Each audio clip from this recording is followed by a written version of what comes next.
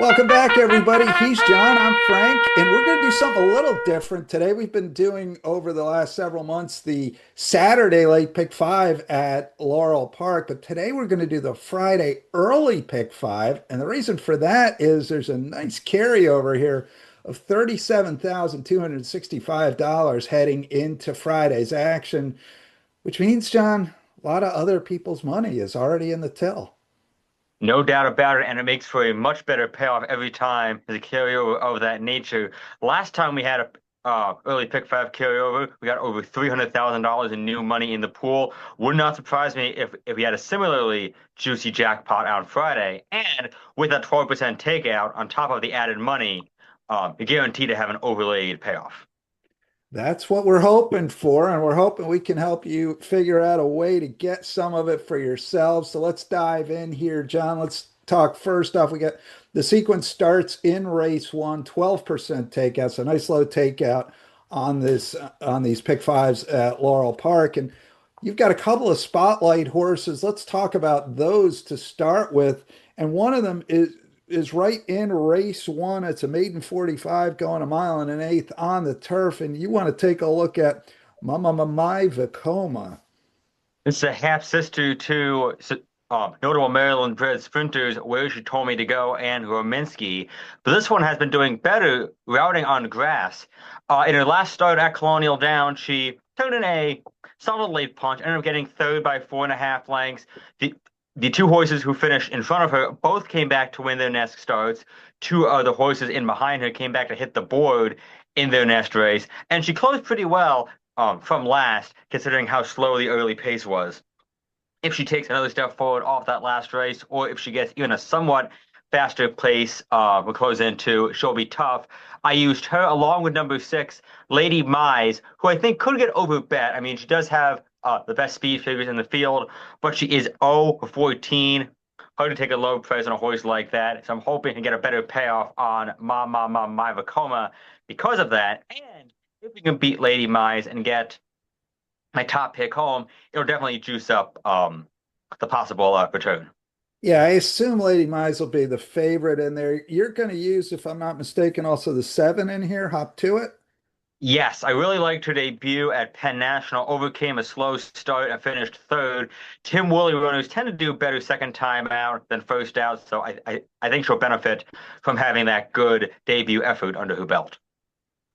All right, that's race one. John's going to go 267 in there. Spotlight on my Vacoma, and somewhere the knack is happy to hear that riff come back.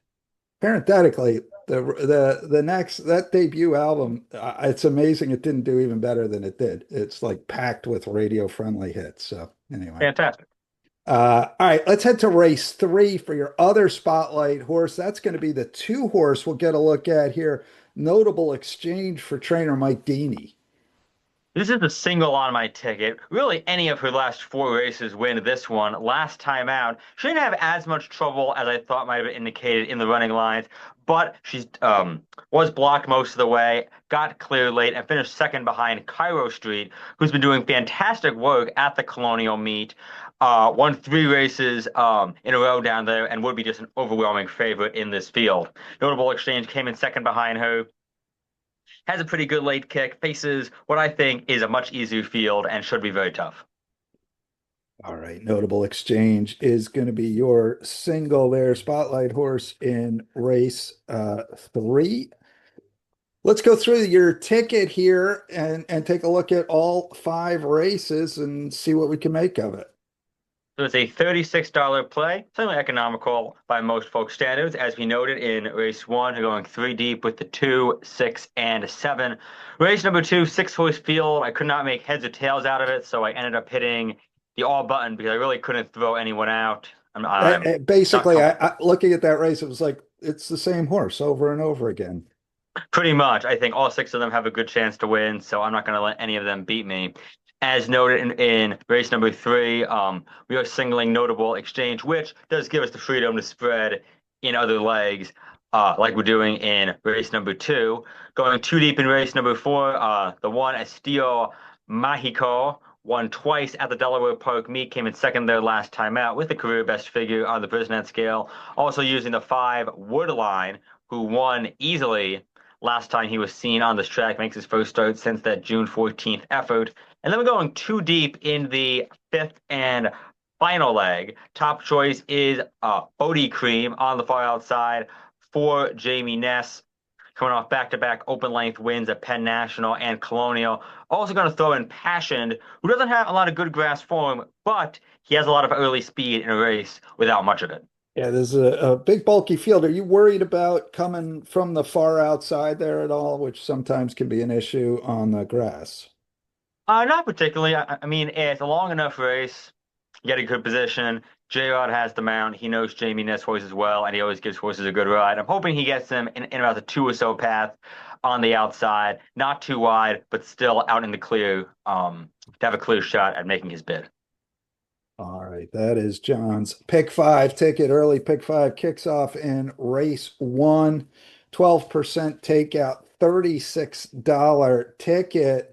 John, it's been a while since we did one of these. I played a couple of pick fives at Timonium to no avail, but hopefully we can pick things up here with a good one in this Friday race card.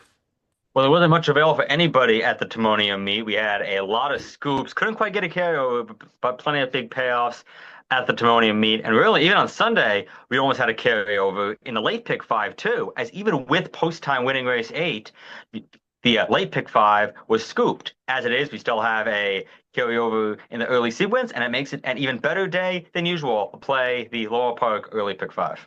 All right, that's Friday's card. Race one, early pick five, $37,000 carryover. And John's got you covered. John will also have picks and analysis on the racingbiz.com as he does every day of live racing. All right, John, final thoughts? Well, rely on that two in race number three as our single, doing a bit of spreading the rest of the way. And hopefully we'll get this ticket home and start the fall meet on a winning note. Yes, that'll give you some money to play Maryland Million in your bankroll. That's what we're That's hoping right. for. All right, good luck, John. Good luck, everybody. We'll be back here next week.